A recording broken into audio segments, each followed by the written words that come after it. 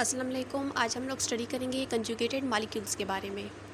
So first of all हम conjugated molecules का introduction study करते हैं। A conjugated molecule is defined as a molecule that is form by the combination of two different molecules belonging to different categories.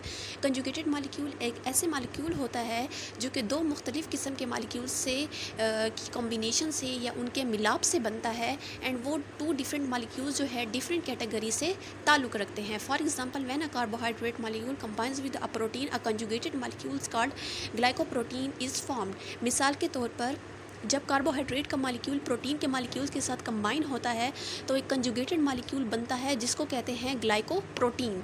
Other examples are nucleoproteins, glycolipids and lipoprotein. अब conjugated molecules की जो दूसरी examples हैं वो है nucleoproteins, glycolipids and lipoprotein. अब हम one by one करके ए जो है कंजुगेटेड मॉलिक्यूल्स को डिस्कस करते हैं। फर्स्ट है nucleoproteins. Nucleoproteins are form by the combination of nucleic acid with protein. Nucleoprotein ऐसे कंजुगेटेड मॉलिक्यूल्स होते हैं जो कि न्यूक्लिक एसिड एंड प्रोटीन्स की कॉम्बिनेशन से बनते हैं। A eukaryotic chromosome is basically a nucleoprotein that is form by the DNA and protein. अब एक यूक्रियोटिक क्रोमोसोम जो होता है वो बेसिकली न्यूक्लियोप्रोटीन से मिलकर बना होता है। मीन्स उसमें जो है डीएनए एंड प्रोटीन जो है प्रेजेंट होते हैं। अब यूक्रियोटिक क्रोमोसोम ऐसे क्रोमोसोम होते हैं जो कि यूक्रियोटिक सेल में प्रेजेंट होते हैं, एंड यूक्रियोटिक सेल ऐसे सेल की टाइप है जिसमें proper well defined membrane bounded जो है nucleus and cell organelles present होती हैं।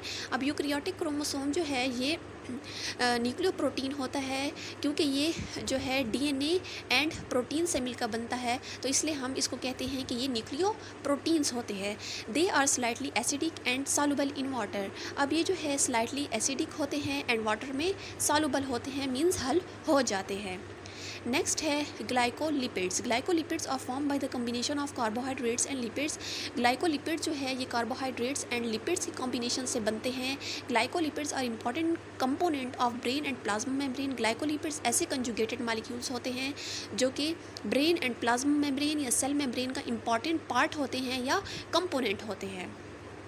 नेक्स्ट है glycoproteins. Glycoproteins are form by the combination of carbohydrates and protein.